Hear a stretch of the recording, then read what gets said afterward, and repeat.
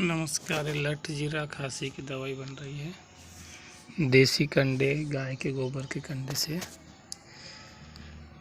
भट्टी में डाला हुआ है। इसको भूनने के बाद इसको पीस के शहद के साथ देने से कैसी भी खांसी हो बहुत ही आराम मिलता है।